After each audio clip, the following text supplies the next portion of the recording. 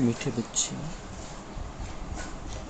अब विकर्म करना बंद करो, क्योंकि अब तुम्हें विक्रमाजित संवत शुरू करना है। प्रश्न: हर एक ब्राह्मण बच्चे को किस एक बात में बाप को फॉलो अवश्य करना है? उत्तर: जैसे बाप स्वयं टीचर बनकर तुम्हें पढ़ाते हैं, ऐसे बाप के समान हर एक को टीचर बनना है। जो पढ़ते हो उसे दूसरों को पढ़ाना है। तुम टीचर के बच्चे टीचर, सद्गुरु के बच्चे सतगुरु भी हो। तुम्हें सचखंड स्थापन करना है। तुम सच की नैया पर हो। तुम्हारी नैया हिलेगी, डुलेगी, लेकिन डूब नहीं सकती। ओम शांति। रूहानी बाप बैठ बच्चों के साथ रूह रिहान करते हैं, रूहों से पूछते हैं, क्योंकि यह नई नॉलेज है ना। मनुष्य से देवता बनने की यह है नई नॉलेज अथवा पढ़ाई। यह तुमको कौन पढ़ाते हैं? बच्चे जानते हैं रूहानी बाप हम बच्चों को ब्रह्मा द्वारा पढ़ाते हैं। यह भूलना नहीं चाहिए। वह बाप है, फिर पढ़ाते हैं तो टीचर भी हो गया। यह भी तुम जानते हो। हम पढ़ते ही है नई दुनिया के लिए। हर एक बात में निश्चय होना चाहिए। नई दुनिया के लिए पढ़ाने वाला बाप ही होता है। मूल बात ही बाप की हुई। बाप हमको यह शिक्षा देते हैं ब्रह्मा द्वारा। कोई द्वारा तो देंगे ना। गाया हुआ भी है, भगवान ब्रह्मा द्वारा राजयोग सिखलाते हैं। ब्रह्मा द्वारा आदि सनातन देवी देवता धर्म की स्थापना करते हैं, जो देवी देवता धर्म अभी नहीं है। अब तो है ही कलयुग, तो सिद्ध होता है स्वर्ग की स्थापना हो रही है। स्वर्ग में सिर्फ देवी देवता धर्म वाले हैं, बाकी इतने सब धर्म होंगे ही नहीं, अर्थात विनाश हो जाएंगे, क्योंकि सतयुग में कोई और धर्म था ही नहीं। यह बातें तुम बच्चों की बुद्धि में है। अब तो अनेक धर्म हैं। अब फिर बाप हमको मनुष्य से देवता बनाते हैं, क्योंकि अब संगम युग है। यह तो बहुत सहज बात समझने की है। त्रिमूर्ति में भी दिखाते हैं ब्रह्मा द्वारा स्थापना। किसकी स्थापना? जरूर नई दुनिया की होगी, पुरानी की तो नहीं होगी। बच्चों को यह निश्चय है कि नई दुनिया में रहते हैं दैवी गुण वाले देवताएं। तो अब हमको भी गृहस्थ व्यवहार में रहते दैवी गुण धारण करने हैं। पहले पहले काम विकार पर जीत पाकर निर्विकारी बनना है। कल इन देवी देवताओं के आगे जाकर कहते भी थे कि आप संपूर्ण निर्विकारी हो, हम विकारी है। अपने को विकारी फील करते थे, क्योंकि विकार में जाते थे। अब बाप कहते हैं तुमको भी ऐसे निर्विकारी बनना है, दैवी गुण धारण करने हैं। यह विकार काम क्रोध आदि अगर है तो दैवी गुण नहीं कहेंगे। विकार में जाना, क्रोध करना, यह आसुरी गुण है। देवताओं में लोभ होगा क्या? वहां 5 विकार होते नहीं। यह है ही रावण की दुनिया। रावण का जन्म होता है त्रेता और द्वापर के संगम पर। जैसे यह पुरानी दुनिया और नई दुनिया का संगम है ना, ऐसे वह भी संगम हो जाता है। अभी रावण राज्य में बहुत दुख है, बीमारी है, इसको कहा ही जाता है रावण राज्य। रावण को हर वर्ष जलाते हैं। वाम मार्ग में जाने से विकारी बन जाते हैं। अब तुमको निर्विकारी बनना है, यहाँ ही दैवी गुण धारण करने हैं। जैसा जो कर्म करता है ऐसा ही फल पाता है। बच्चों से अब कोई विकर्म नहीं होना चाहिए। तर बाबा म्हणता है कि अभी तुम्हें निर्विकारी बनना है, संपूर्ण निर्विकारी बनना है, दैवी गुणधारी यहाँ पर ही बनना है। रावण आता है त्रेता और द्वापर के संगम पर, और बाबा आते हैं कलयुग और सतयुग के संगम पर। रावण आता है, दुख लेकर आता है हमारे लिए, दुख, बीमारी, तकलीफ, परेशानी, और बाबा आता है तो हमारे लिए सुख, शांति, समृद्धि सब कुछ लेकर आ जाता है। हमें उस नए जीवन को प्राप्त करने के लिए बाबा कह रहे हैं कि हमें निर्विकारी देवता बनना है। गाते आए हम भक्ति मार्ग में कि तुम निर्विकारी हम विकारी। क्यों गाते थे? देवी देवताएं ही गाने लग गए कि तुम निर्विकारी हो, हम विकारी है। देवी देवताओं की मूर्तियों के सामने गाने लग गए कि तुम निर्विकारी हो, हम विकारी है। क्यों? क्योंकि विकार में जाते थे, विकार में जाने लगे। हर प्रकार का विकार आ गया था देवी देवताओं में, तो अपनी ही मूर्तियों के सामने जाकर हम गाते थे कि तुम निर्विकारी, हम विकारी, हम पापी, भ्रष्टाचारी, हम तुम्हारी चरणों की धूल है। तो बाबा म्हणता है कि अभी तुम्हें वो जो अपना पहला स्वरूप है ओरिजिनल, उस ओरिजिनल स्वरूप को फिर से प्राप्त करना है। बाबा आया है तो अब दैवी गुणों की धारणा करनी है। अब कोई प्रकार का विकार हमारे जीवन में, हमारे बातचीत में, हमारे व्यवहार में नहीं होना चाहिए। बच्चों से अब कोई विकर्म नहीं होना चाहिए। अब भगवान के बच्चे हम बन गए हैं, उसको जान लिया है, पहचान लिया है, तो बाबा की यह अपेक्षा है कि हमारे से कोई विकर्म, विकारों के वश होकर कोई कर्म अब नहीं होना चाहिए। एक होता है राजा विक्रमाजीत, दूसरा होता है राजा विक्रम। यह है ही विक्रम संवत, यानी रावण विकारियों का संवत। यह कोई समझते नहीं, न कल्प की आयु का ही किसको पता है। वास्तव में विक्रमाजीत होते हैं देवताएं।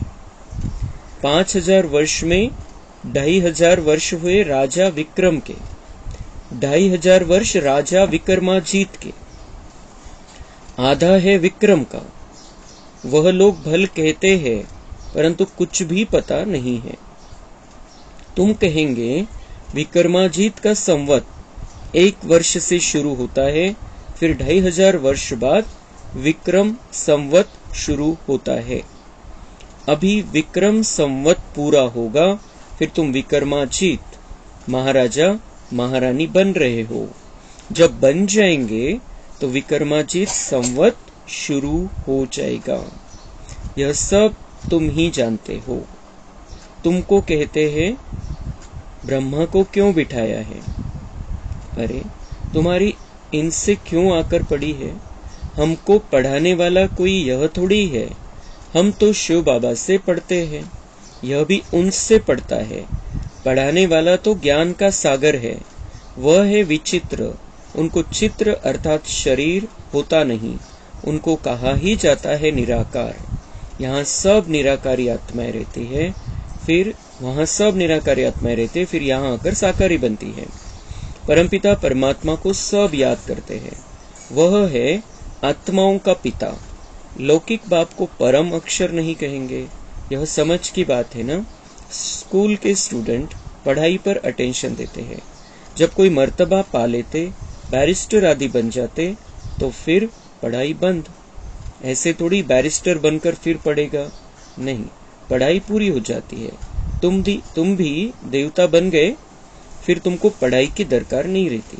2500 वर्ष देवताओं का राज्य चलता है, यह बातें तुम बच्चे ही जानते हो, तुमको फिर औरों को समझाना पड़े। तर बाबा म्हणता है की अभी विक्रमाजीत संवत शुरू होने वाला है। म्हणजे हे 2 प्रकारचे कालखंड बाबांनी सांगितले। 5000 वर्षामध्ये 2500 वर्ष विक्रमाजीत आणि 2500 वर्ष विक्रम। म्हणजे एक विक्रम राजा 2500 वर्ष त्याचं राज्य वगैरे वेगवेगळ्या गोष्टी सांगितलेल्या आहे शास्त्रामध्ये. पण बाबा म्हणते वो जानते ही नाही. आता विक्रमाजित संवत सुरू होईल. आता विक्रमाजित संवत सुरू होईल, विक्रमाजित कालखंड सुरू होईल. म्हणजे 2500 वर्ष कोणाकडूनही विकर्म नाही होणार, पापकर्म नाही करणार कोणी 2500 वर्ष. म्हणून ही विकर्माजित कालखंड आहे. ज्यांनी विकर्मावरती विजय प्राप्त केलेला आहे ते सगळे 2500 वर्षामध्ये राहतील या दुनियेमध्ये. आणि नंतर हे विक्रम संवत, 2500 वर्षानंतर विक्रम संवत म्हणजे विकर्म करणाऱ्यांची दुनिया स्टार्ट होईल. विकर्म करणाऱ्यांची दुनिया, पाप करणाऱ्यांची दुनिया स्टार्ट होईल. मग पुन्हा बाबा येतो आणि बाबा येऊन आपल्याला या विकर्मावरती विजय प्राप्त करणं शिकवतो. आपण पुन्हा दर कल्पामध्ये विजयी बनतो. पुन्हा आपण त्या विकर्माजित कालखंडामध्ये जाणार आहे. हे भाग्य खूप कमी आत्म्यांचं आहे आणि त्या आत्म्यामध्ये आपण सामील आहे की आपण त्या विकर्माजित दुनियेमध्ये त्या कालखंडामध्ये आपण राहणार आहे. बाकीच्यांना तो चान्स नाहीये. ते सगळे येतील विक्रम संवत मध्ये, विक्रमाच्या कालखंडामध्ये. म्हणजे जिथं रावणाचं राज्य सुरू झालं, विकारांचं साम्राज्य पसरलं आणि सगळे पाप कर्म करणारे झाले, अशा दुनियेमध्ये ते येतील बाकीचे 33 करोडच्या नंतरचे. हम भी फिर उसी दुनिया में आ जाते हैं, जन्म पुनर्जन्म के चक्कर में.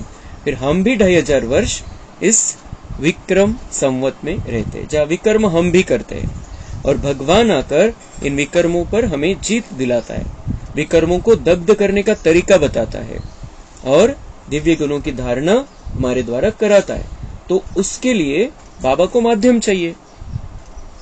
ये बाबा को जो ये कार्य करना है, जो हमको सिखाना है, उसके लिए बाबा को माध्यम चाहिए. वो दुनिया वाले पूछते यहाँ ब्रह्मा को क्यों बिठाया है, तुम्हें ब्रह्मा ला ईश्वर मानता का? अभी हमारा नए कमरे में तो बहुत बड़ा फोटो आने वाला है ब्रह्मा का, तो हमसे भी पूछेंगे यहाँ ब्रह्मा को क्यों बिठाया है. तो ब्रह्मा के द्वारा भगवान हमें पढ़ाता है, वो माध्यम है. भगवान निराकार है, उसका कोई चित्र नहीं है, तो एक चांदनी है, तो एक चमकता सितारा है, तो एक शक्ति है. वो कैसे पढ़ाएगा? तो भगवान ब्रह्मा तन का आधार लेकर हमको पढ़ाता है. ये पढ़ाई हम पढ़ रहे हैं, देवता बनने की पढ़ाई पढ़ रहे हैं, तो उसे माध्यम तो चाहिए, किसी के द्वारा तो ज्ञान देगा. मुख चाहिए बोलने के लिए, वो मुख से कोई बोलेगा तो हम सुन सकेंगे, सुनेंगे तो समझेंगे, समझेंगे तो धारण करेंगे. भगवान ऊपर से बोल नहीं सकता है, कैसे बोलेगा? उसको सामने आके बैठना पड़ेगा और बैठने के लिए उसको शरीर चाहिए. तो शरीर लेता है वो जो नंबर 1 आत्मा इस दुनिया में, उसका शरीर लेता है और उसके माध्यम से हमको पढ़ाई पढ़ाता है. आम्ही शिकतोय, देवता बनण्याची ट्रेनिंग घेतोय. सिंपल शब्दामध्ये आपण कोणालाही या गोष्टीचं उत्तर द्यायचंय. ब्रह्मा को हम भगवान मानते नहीं है, ब्रह्मा हमारा गुरु भी नहीं है, बिल्कुल क्लियर आहे आपल्याला. आपण काही ब्रह्माच्या फोटोकडे जाऊन दर्शन नाही घेत, पाय नहीं पड़त. तो बिल्कुल क्लियर है कि वो सिर्फ माध्यम है, लेकिन बहुत सुंदर माध्यम है. भगवान को माध्यम चाहिए, लेकिन वो कैसे चुनेगा, कैसा माध्यम चुनेगा? जो नंबर 1 श्रेष्ठ होगा. तो वो माध्यम भगवान चुनता है और उसके द्वारा हमें ज्ञान समझाता है.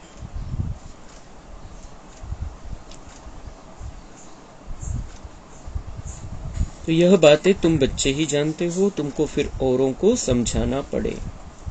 अब हम ये सारी बातें हम जानते हैं, दूसरों को हमें समझाना पड़ेगा. समझाना तो पड़ेगा शब्दों में, शब्दों से तो उतना अब हो नहीं रहा है. बिल्कुल आपल्याला क्लिअर समजून घ्यायचंय की आपण सांगतो लोकांना, पण त्याचा परिणाम होत नाही, शब्दांचा परिणाम नाही होत. कारण आता त्यांच्या बुद्धीमध्ये अनेक प्रकारची गुंतागुंत आहे, बुद्धीमध्ये कॅपॅसिटी राहिलेली नाहीये आणि त्यामुळे आपण शब्दामधून समजून सांगितलं तर तेवढा परिणाम नाही होत. म्हणून व्हायब्रेशनची सेवा करावी लागेल आणि मेन गोष्ट ही आहे की आपल्या स्थितीद्वारे त्यांना समजवायचं. हम जो कुछ भी बोलते हैं वो हमारी स्थिति में दिखाई देना चाहिए. जे आपण सांगतोय तसं आपलं जीवन असलं पाहिजे, म्हणजे त्याचा प्रभाव पडेल. तो समझाना है, लेकिन हम अब वाणी द्वारे समझाने का समय चला गया है. अब हमारी स्थिति द्वारा हमें उनको समझाना पड़ेगा कि प्रैक्टिकल प्रूफ क्या है, इस ज्ञान को जीवन में लाने से प्रत्यक्ष में क्या फायदे होते हैं, हमारी स्थिति कैसे बन जाती है, हम कैसे हल्के रहने लगते हैं, हम कैसे टेंशन से मुक्त रहने लगते हैं, हम कैसे शांत चित्त अवस्था में रहने लगते हैं। हमारे ऊपर संकट आता है, हम हलचल में नहीं आते हैं, हम घबराते नहीं हैं, हम परिस्थिति से सामना करना सीख गए हैं, हम साक्षी दृष्टा होकर रह सकते हैं। हम समझते हैं कि ये ड्रामा है और ड्रामा बहुत कल्याणकारी है, लेकिन इसमें परीक्षाएं भी है, पेपर भी है, और वो सारे परीक्षाएं मुझे आगे बढ़ाने के लिए आते हैं, मेरी ताकत बढ़ाने के लिए आते हैं। तो इसलिए हम जो समझ चुके हैं उस आधार से हमें अपने जीवन को बनाना है, और उस आधार से दूसरे लोग समझेंगे। सिर्फ शब्दों से नहीं समजने वाले, वाणी के द्वारा तो बहुत सेवाएं हो चुकी है, हो रही है, पण आपल्याला पुढचं लक्ष आता ठेवायचंय की आपली स्थिती तशी बनवायची की जास्त समजवायची गरज नाही पडणार।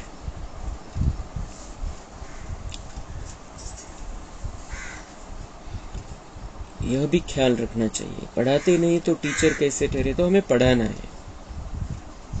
है हमें उनको कैसे करके सिखाना है। मेन बात तो ये है, फिर शब्दों के द्वारा पढ़ाना वो तो है ही, लेकिन मेन बात जो ब्रह्मा बाबा ने की, उन्होंने सब कुछ प्रैक्टिकली करके दिखाया। तो ऐसे इस तरीके से हमें दूसरों को पढ़ाना है, सिखाना है, समझाना है। तुम सब टीचर्स हो, टीचर की औलाद हो ना, तो तुमको भी टीचर ही बनना है। आपलं चालत्या फिरता आपल्याला ही स्थिती ठेवायची की मैं टीचर हूं, मैं जो कर्म करूंगा मुझे देख और करेंगे। क्लियर पाहिजे कि मेरे से सीखने वाले हैं लोग, तो मुझे कैसा रहना चाहिए, किस तरीके से चलना चाहिए, किस तरीके से बात करनी चाहिए। तो बाबा मतलब हर एक टीचर है।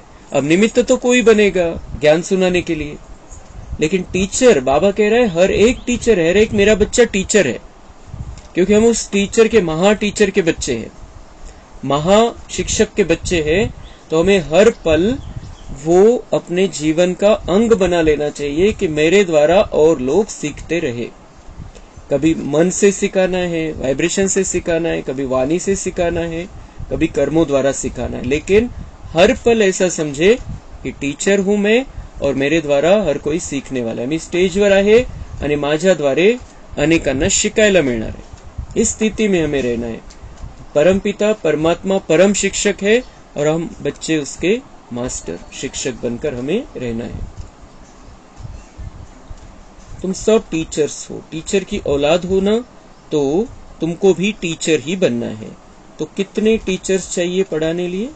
जैसे बाप टीचर सदगुरु है, वैसे तुम भी टीचर हो। सदगुरु के बच्चे सतगुरु हो। हम कौन है? सतगुरु के बच्चे सतगुरु। इतने मोठं टाइटल बाबा आपल्याला देतोय। हमें अब यही संकल्प होना चाहिए कि मुझे भी बाबा जैसा बनना है। जैसे बाबा है वैसा मुझे बनना है, मेरा जीवन वैसा होना चाहिए। मुझे परम शिक्षक का बच्चा बनकर सबको ये सारी बातें समझानी है, पढ़ानी है, सिखानी है, उनको रास्ता बताना है, उनके लिए दुआएं करनी है, उन पर वरदानों का वर्षाव करना है, बाबा से लेकर उनको देना है। सद्गुरूचं टायटल बाबा देतो आणि आज आता बाबा आज म्हणताना मास्टर सद्गुरू पण म्हणत नाहीये, सद्गुरू के बच्चे सद्गुरू। इतक्या मोठ्या लेवलवरती बाबा आपल्याला बघतोय कि इससे बड़ा सम्मान क्या होगा। मास्टर सद्गुरु भी नहीं कि बच्चे उसके, सद्गुरु के बच्चे सद्गुरु। तो वो यही चाहता है कि हम उसके जैसे बन जाए। तो हमें भी संकल्प करना है, हमें भी उसके जैसा बनना है।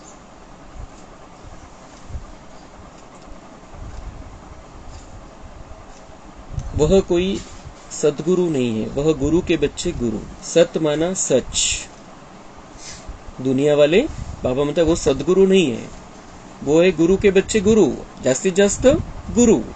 सतगुरु जो सद्गतीचा मार्ग दाखवेल, सद्गतीमध्ये घेऊन जाईल, तो एकच बाबा आहे। आणि आज बाबा म्हणतोय मेरे जैसे तुम भी बन जाओ। सत माना सच। सचखंड भी भारत को कहा जाता था, यह झूठ खंड है। सचखंड बाबा ही स्थापन करते हैं, वह है सच्चा साईं बाबा। सच्चा साईं बाबा कौन है? हमारा शिव बाबा, सचखंड स्थापन करने वाला। जब रियल बाप आते हैं तो झूठे भी बहुत निकल पड़ते हैं। गायन भी है ना, नैया डोलेगी तूफान आएंगे परंतु डूबेगी नहीं। बाबा आया है तो अनेक लोग बोलने लग गए वहां तब से लेकर अब तक कि हमारे में भी शुभ बात है, हमारे में भी शुभ बात है। ऐसे झूठे बहुत निकल पड़ते हैं, अभी भी चलता रहता है उनका, साल 2 साल 4 साल 5 साल चलता है, फिर गायब हो जाते वो लोग। तो बाबा म्हणता है ये सच की नाव हिलेगी डुलेगी लेकिन डूबेगी नहीं, हम सच की नाव में बैठे हैं, अब हमारा बेड़ा पार होने वाला है। बच्चों को समझाया जाता है माया के तूफान बहुत आएंगे, उनसे डरना नहीं है। सन्यासी लोग तुमको ऐसे कभी नहीं कहेंगे कि माया के तूफान आएंगे, उनको पता ही नहीं है नैया को पार कहाँ ले जाएंगे। भगवान कहता है कि माया के तूफान आएंगे लेकिन तुम डरना नहीं, मैं तुम्हारी नैया को पार लेकर जाऊंगा। बाबा म्हणता है सन्यासी लोग ऐसे कहेंगे ही नहीं, नैया को पार लेकर जाना है मतलब कहाँ लेकर जाना है वो तो कह ही नहीं सकते ऐसा।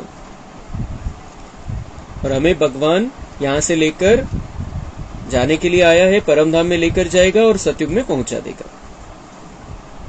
तुम बच्चे जानते हो भक्ति से सद्गति नहीं होती है, भक्ति से सद्गति नहीं होती है, नीचे ही उतरते जाते हैं।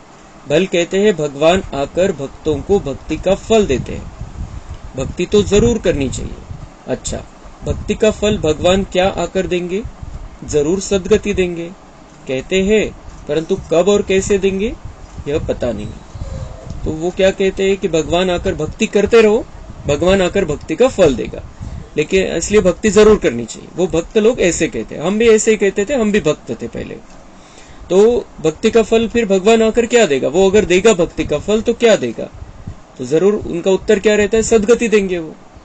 तो परंतु कब और कैसे देंगे यह पता नहीं है।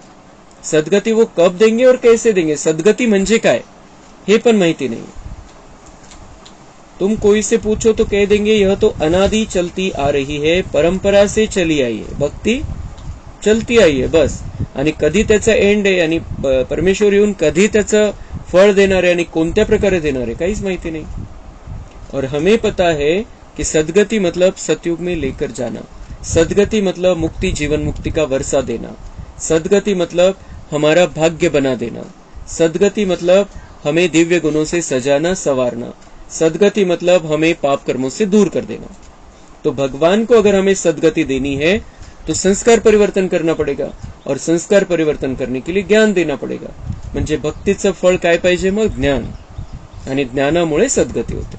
तो भगवान आकर ज्ञान देता है, हमने भक्ति की है जन्म जन्मांतर, उसका फल हमें मिल रहा है, हम ज्ञान प्राप्त कर रहे हैं, और इस ज्ञान से हम अपने नंबरवार पुरुषार्थ अनुसार सद्गति प्राप्त करेंगे।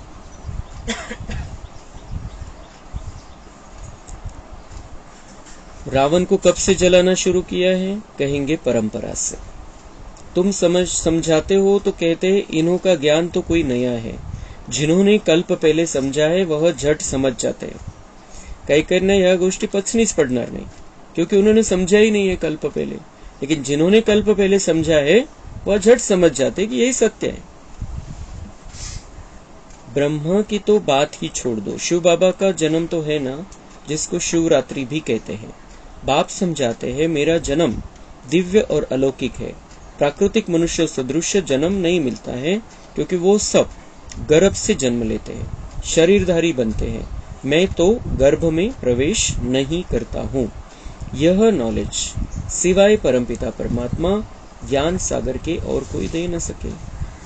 तो भगवान कभी भी गर्भ में प्रवेश नहीं करता है, उसका जन्म दिव्य और अलौकिक है, और बाकी सभी के, भगवान शिव बाबा छोड़कर बाकी सभी के, ब्रह्मा सहित बाकी सभी के जन्म मृत्यु के आधार से अनेक प्रकार के जन्म है अलग अलग स्थानों पर। जन्म मृत्यु के चक्कर में भगवान छोड़कर बाकी सभी है। ब्रह्मा बाबा भी 84 जन्म ले चुके हैं, और उनका अब इस कल्प में वो सारा जो जन्म मृत्यु का चक्र है वो खत्म हो गया है। फरिश्ते बनकर वहां पर बैठे हैं ऊपर, और फिर परमधाम के गेट खोलने वाले।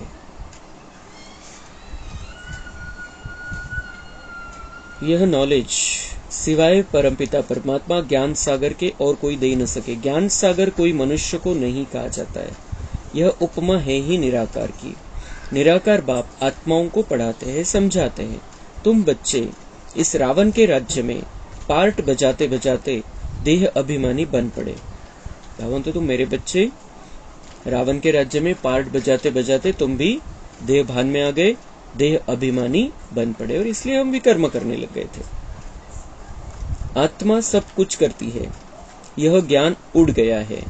यह तो ऑर्गन्स है ना, मैं आत्मा हूं, चाहे इनसे कर्म कराऊ चाहे न कराऊ. मालकीच विसरून गेलेले बाबा म्हणतात. आत्मा मालिक है, तुम चाहे तो जो चाहो कर्म करा सकते और नहीं चाहो तो नहीं. बाबा म्हणते इतका कंट्रोल तुम्ही घालवून बसलेले स्वतःवरच.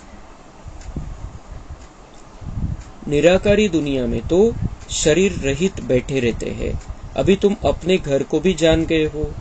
वो लोग फिर घर को ईश्वर मान लेते हैं. ब्रह्मज्ञानी तत्वज्ञानी है ना, कहते हैं ब्रह्म में लीन हो जाएंगे. अगर ब्रह्म में निवास करेंगे तो ईश्वर अलग हो जाए.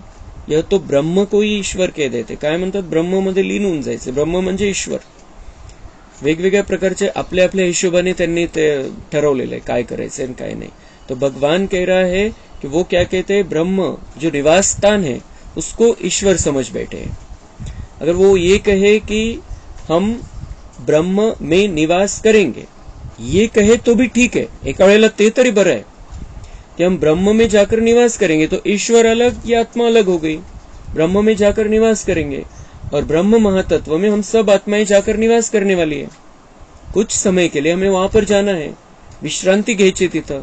5000 वर्ष पुन्हा पाठ बजावण्यासाठी खाली यायचंय तर आधी आराम करायचा तिथं. तर आराम करण्यासाठी तर आपल्याला तिथं जायचंय. तो एक बार वो बोल दे ऐसे कि हमें ब्रह्म में जाकर निवास करना है, तो ते तरी ठीक है. निवास तो परमानेंट नहीं है किसी को, लेकिन वो अगर ऐसे कहे तो भी ठीक है. लेकिन वो कहते हैं ब्रह्म तत्व में जाकर लीन हो जाना है, ब्रह्म में जाकर लीन हो जाना है. तो भगवान आकर हमें सारा सत्य बताता है. वो क्या कहते हैं, उसका मतलब क्या निकलता है, और उससे फिर वो कल्याण नहीं कर सकते, पुरुषार्थ हो नहीं सकता है उनकी तरफ से. उनको सत्य ही पता नहीं है, टार्गेटच माहिती नहीं है, तर ते प्राप्त कसं होणार. या तो ब्रह्म को ही ईश्वर कह देते. यह भी ड्रामा में नूंद है. बाबा म्हणता ठीक है, ड्रामा ऐसा ही है. बाप को भी भूल जाते हैं. जो बाप विश्व का मालिक बनाते हैं उनको तो याद करना चाहिए ना, क्योंकि वही स्वर्ग बनाने वाला है. अभी तुम हो पुरुषोत्तम संगम युगी ब्राह्मण. तुम उत्तम पुरुष बनते हो. कनिष्ठ पुरुष उत्तम के आगे माथा टेकते हैं. देवताओं के मंदिर में जाकर कितनी महिमा गाते हैं. अभी तुम जानते हो हम 100 देवता बनते हैं. यह तो बहुत सिंपल बात है. विराट रूप के बारे में भी बतलाया है. विराट चक्र है ना, वह तो सिर्फ गाते हैं ब्राह्मण देवता क्षत्रिय. लक्ष्मी नारायण आदि के चित्र तो है ना. बाप आकर सबको करेक्ट करते हैं. तुमको भी करेक्ट कर रहे हैं, क्योंकि भक्ति मार्ग में जन्म जन्मांतर तुम जो कुछ करते आए हो वह है रॉन्ग. इसलिए तुम तमोप्रधान बने हो. अभी है ही अनराइटियस वर्ल्ड. इसमें दुख ही दुख है, क्योंकि रावण का राज्य है. सब विकारी है. रावण का राज्य है अनराइटियस, राम का राज्य है राइटियस. म्हणजे चुकीचं आहे रावणाचं राज्य आणि चांगलं योग्य आहे राम राज्य, जे बाबा आता स्थापन करतोय. यह है कलयुग, वह है सतयुग. यह तो समझ की बात है ना. इनको शास्त्र उठाते कभी देखा है क्या. अपना भी नॉलेज दिया, रचना की भी समझानी दी है. शास्त्र बुद्धि में उन्हों के होते जो पढ़कर औरों को सुनाते. भगवान थोड़ी शास्त्रों को देखता है, और ब्रह्मा ने भी शास्त्रों की बातें थोड़ी सुनाई. ब्रह्मा ने तो अपना रथ भगवान पर अर्पण कर दिया, वो जो आकर सुनाए.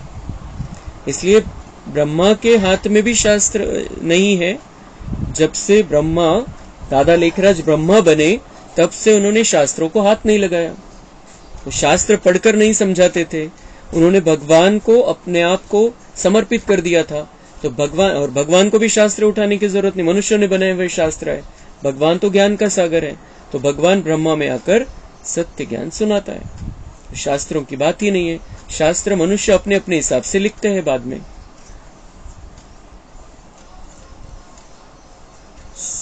तो सबका सुखदाता एक शिव बाबा है. वही ऊंच ते ऊंच बाप है, उनको परमपिता परमात्मा कहा जाता है. बेहद का बाप जरूर बेहद का वर्षा देते हैं. 5000 वर्ष पहले तुम स्वर्गवासी थे, अब नरकवासी हो. इस रावण राज्य में भी राजाएं महाराजाएं होते हैं. वह बहुत साहूकार वह कम साहूकार। उनको कोई सूर्यवंशी चंद्रवंशी नहीं कहेंगे। इनमें साहूकार को महाराजा का लकब मिळता है, कम साहूकार को राजा का। तर तिथे नंबरवार वेगवेगळ्या प्रकारचे लेवल आहे। तो बाबा म्हणते वहां कोई महाराजाए होते हैं, कोई राजाए होते हैं, कोई साहूकार होते हैं, कोई फिर साहूकार में भी मीडियम साहूकार होते हैं, कोई ऊंचे लेवल के साहूकार होते, तर त्या हिशोबाने त्यांना तिथं प्राप्ती आहे। अभी तो है प्रजा का प्रजा पर राज्य, धनी धोनी कोई है नहीं। राजा को प्रजा अन्नदाता समझती थी, अभी तो वह भी गए, बाकी प्रजा का देखो क्या हाल है। लड़ाई झगड़ा आदि कितना है, अभी तुम्हारी बुद्धि में आदि से अंत तक सारी नॉलेज है। पहिले लक्ष्मी नारायणचं राज्य होतं, त्यानंतर त्यांच्या 8 गाद्या चालल्या, त्यांचं राज्य चाललं, मग रामसीताचं राज्य होतं, त्यांच्या 12 गाद्या चालल्या, त्यानंतर मग हे विक्रमादित्य राजाचं राज्य सुरू झालं, त्यानंतर अनेक राजे होते, पण त्यांचा सगळ्यांचा कंट्रोल प्रजेवरती होता। आता इतकी सगळी साधनं, इतकी सगळी शस्त्रास्त्र आलेले, इतकी पोलीस आहे, इतकी मिलिटरी आहे, सगळं काय नाहीये सरकारकडे, पण कंट्रोल नाहीये बिल्कुलच, कुठेही काही होऊन जातं। लेकिन वहां उस समय पर इनका जब राज्य था तब किसी प्रकार की शस्त्रास्त्र नहीं, कोई पुलिस नहीं, कोई मिलिट्री नहीं, लेकिन राज्य बहुत अच्छी रीति से चलता था, क्योंकि सभी सुधरे हुए थे। अब सभी बिगड़े हुए हैं आणि सरकार कुठं कुठं आणि किती बघेल। तो इसलिए बाबा ये जो दुनिया है, इस ऐसी दुनिया को खत्म कर देता है और फिर से महाराजा महारानी लक्ष्मी नारायण को बनाता है और वो सुंदर राज्य, सुंदर राजधानी हमारे लिए लेकर आ रहा है। अभी तुम्हारी बुद्धि में आदि से अंत तक सारी नॉलेज है। रचयिता बाप अब प्रैक्टिकल में है, जिसको फिर भक्ति मार्ग में, जिसकी फिर भक्ति मार्ग में कहानी बनेगी। अभी तुम भी प्रैक्टिकल में हो, आधा कल्प तुम राज्य करेंगे, फिर बाद में कहानी हो जाएगी। चित्र तो रहते हैं, कोई से पूछो यह कब राज्य करते थे तो लाखों वर्ष कह देंगे। सन्यासी है निवृत्ति मार्ग वाले, तुम हो पवित्र गृहस्थ आश्रम वाले, फिर अपवित्र गृहस्थ आश्रम में जाना है। स्वर्ग के सुखों को कोई जानता नहीं, निवृत्ति मार्ग वाले तो कभी प्रवृत्ति मार्ग सिखला न सके। पहले तो जंगल में रहते थे, उनमें ताकत थी, जंगल में ही उन्हों को भोजन पहुंचाते थे, अभी वह ताकत ही नहीं रही है। सन्यासियों में जो पहले ताकत थी, पवित्रता के आधार से उनका प्रभाव रहता था, तो वो कहीं भी रहे, जंगल में रहे, कहीं भी रहे, उनको उनकी सारी व्यवस्था हो जाती थी। लेकिन अब व्यवस्थाएं नहीं होती है तो वो शहर में आकर बस गए। जैसे तुम्हारे में भी वहां राज्य करने की ताकत थी, अभी कहाँ है? म्हणते तुमच्यामध्ये पण जसं संन्यासामध्ये ताकद नाही राहिली, तशी तुमच्यामध्ये राज्य करण्याची ताकद होती पहिले, आता ती कुठे राहिलेली? कारण स्वतःवरच राज्य घालवून बसलो अपन, तो दुनिया पर क्या राज चलेगा? इसलिए बाबा फिर से हमें वो अपनी राजाई रिटर्न देने के लिए आया है, उसके लिए हमें तैयारी करनी है, पुरुषार्थ करना है। भारतवासियों का असूल जो धर्म था वह अभी नहीं है, अधर्म हो गया है। बाप कहते मैं आकर धर्म की स्थापना, अधर्म का विनाश करता हूँ, अधर्मियों को धर्म में ले आता हूँ, बाकी जो बचते हैं वह विनाश हो जाएंगे। फिर भी बाप बच्चों को समझाते हैं कि सबको बाप का परिचय दो। बाप को ही दुख हरता सुख करता कहा जाता है। जब बहुत दुखी होते हैं तब ही बाप आकर सुखी बनाते हैं। यह भी अनादि बना बनाया खेल है। अच्छा, मीठे मीठे सिकिलधे बच्चों प्रति माता पिता बाप दादा का याद, प्यार और गुड मॉर्निंग। रूहानी बाप की रूहानी बच्चों को नमस्ते। हम रूहानी बच्चों की रूहानी बाप दादा को याद, प्यार, गुड मॉर्निंग, नमस्ते। वहाँ बाबा वहाँ, शुक्रिया बाबा शुक्रिया। धारणा के लिए मुख्य सार है, इस पुरुषोत्तम संगम युग पर उत्तम पुरुष बनने के लिए आत्म अभिमानी बनने का पुरुषार्थ करना है। सत बाप मिला है तो कोई भी असत्य अनराइटियस काम नहीं करना है। माया के तूफानों से डरना नहीं है। सदा याद रहे, सत्य की नैया हिलेगी डुलेगी लेकिन डूबेगी नहीं। सदगुरु के बच्चे सदगुरु बन सबकी नैया पार लगानी है। वरदान है, सहज योग की साधना द्वारा साधनों पर विजय प्राप्त करने वाले प्रयोगी आत्मा भव। साधनों के होते साधनों को प्रयोग में लाते योग की स्थिति डगमग न हो। योगी बन प्रयोग करना, इसको कहते हैं न्यारा। होते हुए निमित्त मात्र अनासक्त रूप से प्रयोग करो। साधन वापरा, पण बाबा म्हणतात आसक्ती नसली पाहिजे त्या साधनामध्ये। आहे तर ठीक आहे, नाही आहे, बंद पडलेलं आहे, चालत नाही तरी ठीक है। हमारे योग किसी भी साधन पर डिपेंड नहीं होना चाहिए। अगर इच्छा होगी तो वह इच्छा अच्छा बनने नहीं देगी। कोणत्याही गोष्टीची इच्छा असेल तर ती आपल्याला योग्य बनवू नाही देणार। इच्छा होगी तो अच्छा नहीं बन पाएंगे। काही ना काही इच्छा ती खिंचत रहेल आपल्याला। इसलिए सभी इच्छाओं को अब समाप्त कर देना है। जब हम देवता बनेंगे, देवता बनकर रहेंगे, वहां पर इच्छा मात्रम अविद्या की स्थिती में रहेंगे। म्हणजे इच्छा काय हेच माहिती नाही, कारण तिथं जे काही आहे, जे काही पाहिजे ते सगळं प्राप्त आहे। तिथं लोभ नाहीये, कारण कशाची कमी नाहीये तिथे। तो ऐसी दुनिया में हमें जाना है, तो यहाँ पर ही वैसे संस्कार हमें भरने पड़ेंगे। अब यहाँ पर सारी इच्छाओं को खत्म करना है, साक्षी दृष्टा होकर हर एक चीज को, हर एक के पार्ट को देखते रहेंगे। तो इच्छा होगी तो वह अच्छा बनने नहीं देगी। मेहनत करने में ही समय बीत जाएगा।